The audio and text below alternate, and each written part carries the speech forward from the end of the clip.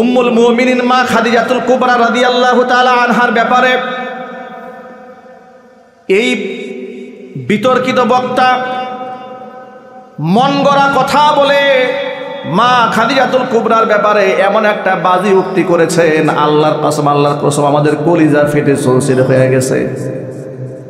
এই ভদ্রলোক কোরআনে কারিমের তাফসীর মাহফিলে বসে মা খাদিজাতুল কুবরা রাদিয়াল্লাহু তাআলা আনহার নামটা এত তুচ্ছ তাচ্ছিল্য করে উচ্চারণ করেছেন, সামান্যতম ঈমান যাদের কলিজার মধ্যে আছে, নবীর মোহাব্বত, সাহাবায়ে কেরামের মোহাব্বত, নবীর স্ত্রীদের মোহাব্বত যার কলিজার মধ্যে আছে, সে এটা সহ্য করতে পারবে না। খাদিজাতুল কুবরা আমাদের মা হন, আমাদের কি হন জোরে বলেন? মা খাদিজাতুল কুবরা রাদিয়াল্লাহু তাআলা আনহা তিনি ওয়াজ করতে গিয়ে বলছেন, এই দুনিয়ার মধ্যে একজন মহিলা যাকে আল্লাহ সালাম জানিয়েছেন, অথচ এই মহিলা জীবনে এক ওয়াক্ত নামাজ পড়ে নাই। নাউজুবিল্লাহ, আসতে বলবেন নাকি? ভাষাটা শুনেন, এই মহিলা জীবনে এক ওয়াক্ত নামাজ পড়ে নাই, এক দিনের জন্য রোজা রাখে নাই, জীবনেও যাকাত দেয় নাই, জীবনেও হজ করে নাই, শুধুমাত্র স্বামীর খেদমত করছে। এই জন্য আল্লাহ পাক তাকে সালাম দিয়েছেন। নাউজুবিল্লাহি মিন যালিক। একজন আবার এই যে নামগুলা বলে, এই যে মহিলা বলেছে, একবার মা খাদিজার নামটা উচ্চারণ করেছে। উচ্চারণ করার সময় একটা বারের জন্য রাদিয়াল্লাহু তাআলা আনহাও বলল না, মা খাদিজাও বলল না, ডাইরেক্ট শুধু এটা বলল যে খাদিজাকে আল্লাহ সালাম জানাইছে। প্রিয় ভাইরা, এটা কি আমাদের কলিজার টুকরা, আমাদের নয়নমণি মা খাদিজাতুল কুবরা রাদিয়াল্লাহু তাআলা আনহার সাথে বিয়াদবি নয়? একটু জোরে বলেন না ভাই, বিয়াদবি নয়? আচ্ছা, এই বিয়াদবি যদি কোনো আলেম স্টেজে বসে করে, আমাদের কলিজায় আঘাত লাগে না? আমাদের মনে ব্যথা লাগে না? আবার বলে, আমি তার সারা জীবন পড়েছি, তার পুরা জীবনী পড়ে দেখেছি, জীবনে এক ওয়াক্ত নামাজ পড়ে নাই। অথচ আমার ভাইয়েরা, আমি আল্লাহর নামের শপথ করে বলি, এই বক্তা আবার শেষে বলেছে, ব্যাখ্যা করে বলেছে যে নামাজ কেমনে পড়বে, তার উপর তো নামাজ তখন ফরজ হয় নাই। কথা বুঝছেন? এটা কোনো কথা হইল? যদি যার উপর নামাজ ফরজ হয় নাই, তার কি বলা যায় জীবনে নামাজ পড়া নাই, জীবনে রোজা রাখা নাই বলা যায়? বরং কি বলতে হবে শোনেন, এই বক্তা বলেছে যে মা খাদিজাতুল কুবরা জীবনেও নাকি নামাজ পড়ে নাই। এখন আপনাদেরকে আমি দুই একটা ইতিহাস এবং হাদিসের গ্রন্থ থেকে দুই একটা বর্ণনা শোনাই। যে বক্তা বলেছে মা খাদিজাতুল কুবরা রাদিয়াল্লাহু তাআলা আনহা জীবনে নামাজ পড়ে নাই, ওর চাইতে মূর্খ বক্তা আসমানের নিচে জমির উপর আর নাই। মুস্তাদরাকে হাকিমের মধ্যে আছে, মুসনাদে আহমদের মধ্যে আছে, সিরাতে ইবনে হিশামের মধ্যে আছে।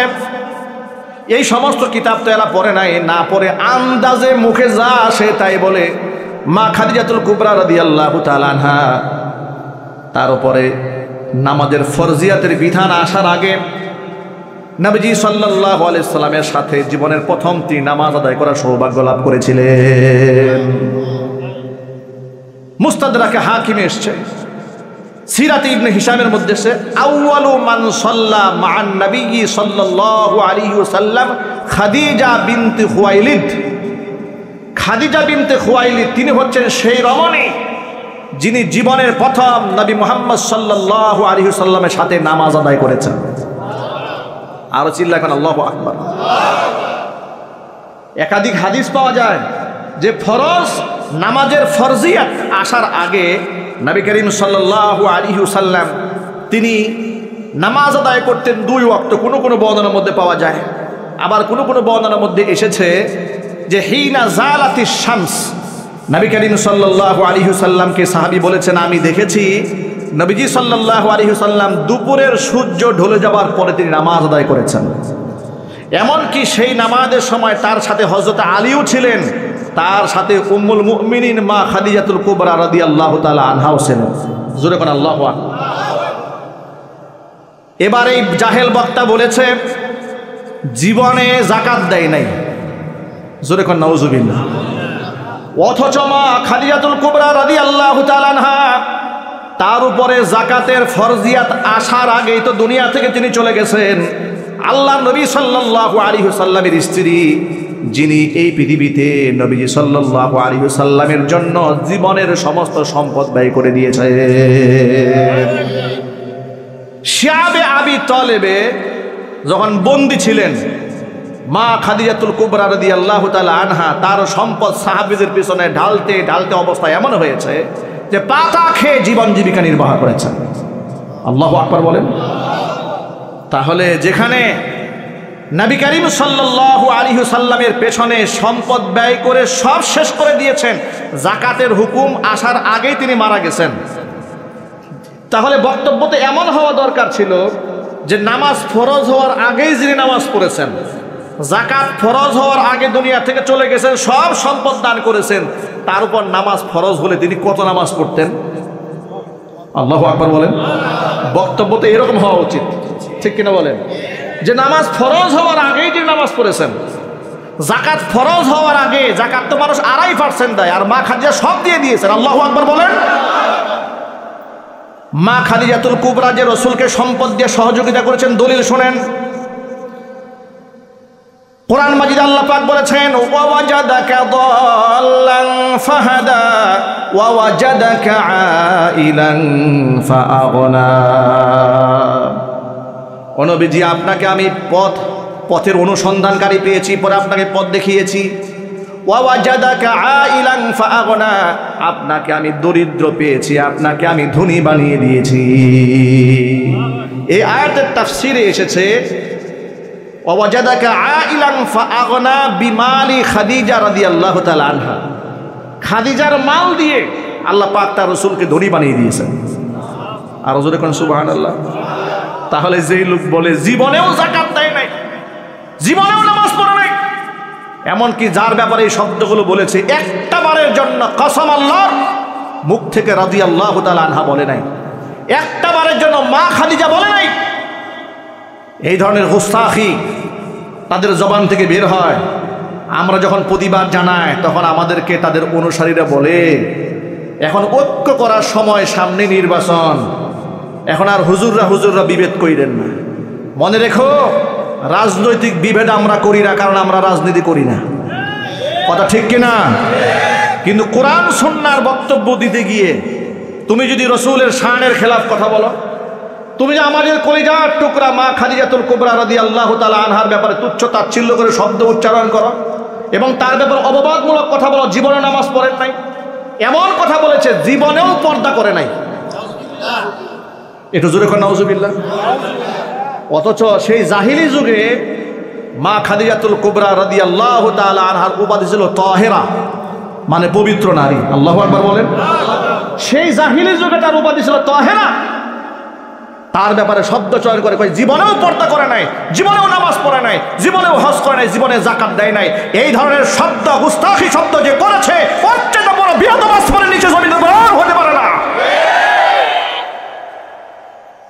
এই বক্তার তওবা করা উচিত। কথা বলে না কেন? এই সমস্ত বক্তব্য অনলাইনে, সোশ্যাল মিডিয়াতে ভাইরাল হয়েছে। জাতির কাছে তওবা করা উচিত, ক্ষমা চাওয়া উচিত। আর যদি বলে যে সে নাকি অসুস্থ, অনেকেই বলে যে রিমান্ড খাটছে স্বৈরাচারের আমলে, তো এই জন্য মাথা মোতা নষ্ট হয়ে গেছে। তাই যদি হয়ে থাকে তো চিকিৎসা করার হসপিটাল তো আছেই। কথা বলেন কেন ভাই? ইনসাফের কথা বলেন। কেউ যদি অসুস্থ হয়, তাকে কি আপনি ড্রাইভিং সিটে বসাবেন? মানুষ মেরে ফেলবে না? ওয়াজের প্যান্ডেল তো ইমান ঠিক করার জায়গা। আমার যদি মাথা ঠিক না থাকে, আপনাদের ইমান ঠিক থাকবে? আল্লাহ যেন এই ফিতনা থেকে আমাদেরকে হেফাজত করেন। একটু জোর আওয়াজে সকলে বলেন আল্লাহুম্মা আমিন। উম্মুল মুমিনিন মা খাদিজাতুল কুবরা রাদিয়াল্লাহু তাআলা আনহার শান আর মান কত বেশি শোনেন। এই যে হযরত আবু হুরায়রা রাদিয়াল্লাহু তাআলা আনহার কথা বলতেছিলাম, আনহুর কথা বলছিলাম। আবু হুরায়রা রাদিয়াল্লাহু তাআলা আনহু তিনি বলছেন, নবীজি সাল্লাল্লাহু আলাইহি সাল্লামের কাছে জিবরাইল আসলেন, এসে বললেন, ইয়া রাসূলুল্লাহ, আল্লাহ নবী সাল্লাল্লাহু আলাইহি সাল্লামকে ডেকে বলছেন, হে আল্লাহ রাসূল, এই তো আপনার কাছে খাদিজা এসে পড়েছে। ইদা আতাতকা, যখন আপনার কাছে সে চলে আসবে, ফাকরা আলাইহা সালাম মিন রাব্বিহা ওয়া মিন্নি ওয়া বাশশিরহা বিবাইতিন ফিল জান্নাতি মিন কাসাবিন লা সাখাবা ফিহি ওয়ালা নাসাবা আও কামা ক্বালা আলাইহিস সালাতু ওয়াস সালাম। আপনার স্ত্রী খাদিজা আসতেছে, আপনার কাছে এসেই পড়েছে, তার কাছে একটা পাত্র আছে, সেই পাত্রের মধ্যে কিছু খাবার পানিও আছে। যখন আপনার কাছে আসবে তখন আপনার স্ত্রী খাদিজাকে আপনি তার রব আল্লাহর পক্ষ থেকে এবং আমি জিব্রাইলের পক্ষ থেকে সালাম দিবেন। সুবহানাল্লাহ, জোরে বলতে পারেন নাই? কত বড় সম্মান আল্লাহ পাক মা খাদিজাকে দান করেছেন। সুবহানাল্লাহ। তাকে শুধুমাত্র আপনি সালামি দিবেন তা নয়, ওয়াবাশশিরহা বিবাইতিন ফিল জান্নাতি মিন কাসাবিন, মণি মুক্তা খচিত জান্নাতের একটা বালাখানার সুসংবাদ দেবেন। লা সাখাবা ফিহি ওয়ালা নাসাবা, যেখানে কোনো ক্লান্তি ক্লেশ থাকবে না, যে জায়গার মধ্যে কোনো শোরগোল চেঁচামেচি থাকবে না, এমন একটা জান্নাতি সুসংবাদ মা খাদিজাতুল কুবরা রাদিয়াল্লাহু তাআলা আনহাকে আল্লাহর পক্ষ থেকে দেওয়া হয়েছে। আমি আমার মা বোনদেরকে বলছি, মায়েরা বোনেরা, মা খাদিজাতুল কুবরা রাদিয়াল্লাহু তাআলা আনহাকে ফলো করেন। মা খাদিজাতুল কুবরা হচ্ছেন সেই নারী, সেই রমণী জীবনে কোনো দিন স্বামীকে আঘাত দেন নাই, কষ্ট দেন নাই। জীবনের সমস্ত সম্পদ তার পেছনে ব্যয় করার পরে একটা দিন আফসোস করে বলেন নাই, আপনার মতো স্বামী পাওয়ার কারণে আমার জীবনের সব সম্পদগুলো শেষ হয়ে গেল। একটিবারের জন্য বলেন নাই। আল্লাহু আকবার বলেন। স্বামীকে খুশি রাখবেন। কেন? আল্লাহ রাসূল সাল্লাল্লাহু আলাইহি ওয়াসাল্লাম বলেছেন, কোনো ব্যক্তি যদি, কোনো নারী যদি এমন অবস্থায় মারা যায় স্বামী তার উপর সন্তুষ্ট, আল্লাহ পাকের জান্নাত নারীর জন্য ওয়াজিব হয়ে যায়। অন্য একটা হাদিসের মধ্যে এসেছে, লাউ কুনতু আমিরান আহাদান আইয়াসজুদা, এই পৃথিবীতে আমি যদি কোনো মানুষকে হুকুম করতাম, অর্ডার করতাম, আইয়াসজুদা লিগাইরিল্লাহ, আল্লাহকে ছাড়া অন্য কাউকে সেজদা দিতে, লা আমারাতুল মারআতা আন তাসজুদা লিজাওজিহা, তাহলে আমি নারীকে বলতাম, নারীদেরকে বলতাম তারা যেন স্বামীর পায়ে সেজদা দেয়। ওয়া ইন্নাল মারআতা লা তুআদ্দি হাক্কা রাব্বিহা হাত্তা তুআদ্দিয়া হাক্কা যাওজিহা, আল্লাহ নবী সাল্লাল্লাহু আলাইহি ওয়াসাল্লাম বলেছেন, একটা নারী ততক্ষণ পর্যন্ত তার স্বামীর হক আদায় করতে পারবে না, যতক্ষণ একটা নারী ততক্ষণ পর্যন্ত তার রবের হক আদায় করতে পারবে না, যতক্ষণ না সে স্বামীর হক আদায় করতে না পারে। এই জন্য স্বামীর হক আদায়ের ক্ষেত্রে মা বোনদেরকে যত্নবান হতে হবে। আল্লাহ পাক যেন মা বোনদের তৌফিক দান করেন। সাথে সাথে আমরা পুরুষ যারা আছি, আমরাও আমাদের স্ত্রীদের হক আদায় করবো। বলেন ইনশাআল্লাহ। এক পক্ষ কথা বললে তো হবে না। আমাদের মা বোনরা মা খাদিজাতুল কুবরা রাদিয়াল্লাহু তাআলা আনহাকে আদর্শ বানাবে। আমরা মুহাম্মদ রাসূলুল্লাহ সাল্লাল্লাহু আলাইহি ওয়াসাল্লামকে আদর্শ স্বামী হিসেবে গ্রহণ করে তার আদর্শকে আমরা ফলো করব। বলেন ইনশাআল্লাহ। নবী করিম সাল্লাল্লাহু আলাইহি ওয়াসাল্লাম স্ত্রীদের সাথে কেমন আচরণ করেছেন হাদিসে আছে না? রান্নাঘরে কাজ করে সাহায্য করেছেন। আল্লাহু আকবার বলেন। কোনোদিন খাবারের দোষ ধরেন নাই, আয়েব ধরেন নাই, লবণ কম হলো কেন, ঝাল বেশি হলো কেন, টু শব্দ করেন নাই। মা আয়েশা বলেছেন, খাবার ভালো লাগলে নবীজি সাল্লাল্লাহু আলাইহি ওয়াসাল্লাম খেয়েছেন, খাবার যদি কখনো খারাপও হয়েছে চুপচাপ উঠে গেছেন, কোনোদিন দোষ ধরে বলেন নাই রান্না তো খারাপ হইলো কেন। এই কেন শব্দ আল্লাহ নবী জীবনে আমাদের বলেন নাই। সুবহানাল্লাহ বলবেন না? আমরা কি পারবো ইনশাআল্লাহ রাসূলের অনুসরণ করতে? একটু জোরে আওয়াজে বলেন না, পারবো ইনশাআল্লাহ? কারা কারা পারবেন তো হাত দেখতে চাচ্ছি। আল্লাহ যেন আমাদেরকে কবুল করে নেন। আর চিৎকার দেখুন আল্লাহুম্মা আমিন। হাত নামান। ভাইরা, হাদিস শরীফে এসেছে যে এই পৃথিবীর মধ্যে যত নারী আছে তারা হচ্ছে নেককার নারী, যারা আছে তারা হচ্ছে পৃথিবীর সর্বশ্রেষ্ঠ সম্পদ। ইন্নামাদ দুনিয়া কুল্লুহা মাতাউন ওয়া খায়রু মাতাঈদ দুনিয়াল মারআতুস সালিহা, পৃথিবীর সমস্ত সামগ্রীর মধ্যে নেককার নারী চাইতে দামি সম্পদ আর নাই। আর সেই নেককার নারী আমরা নষ্ট করে ফেলতেছি। আমাদের ঘরের স্ত্রীদেরকে বেপর্দায় চালিয়ে আমরা আমাদের নেককার স্ত্রীদেরকে বদকার বানিয়ে ফেলছি। আমাদের মেয়েদেরকে আমরা বদকার মেয়ে বানিয়ে ফেলছি, ঠিক কিনা? আমাদের সতর্ক হতে হবে। বলেন ইনশাআল্লাহ। আল্লাহ পাক যেন আমার মা বোনদেরকে আবেদা, জাহেদা, সালেহা, কানিতা, আমিনা হিসেবে কবুল এবং মঞ্জুর করে না। আল্লাহ পাক যেন আমার পুরুষ ভাই যারা আছেন সকলকে আমানতদারিতার সাথে কোরআন মাজিদ পড়ে সেই অনুযায়ী আমল করার তৌফিক দান করেন। নবী করিম সাল্লাল্লাহু আলাইহি সাল্লামকে আদর্শ মেনে ব্যক্তি জীবন, পারিবারিক জীবন, সামাজিক অঙ্গন, জীবনের সকল ক্ষেত্রে আল্লাহ পাক যেন ইনসাফ প্রতিষ্ঠার তৌফিক আমাদেরকে দান করেন। আল্লাহুম্মা সাল্লি আলা মুহাম্মাদ ওয়া আলা আলি মুহাম্মাদ কামা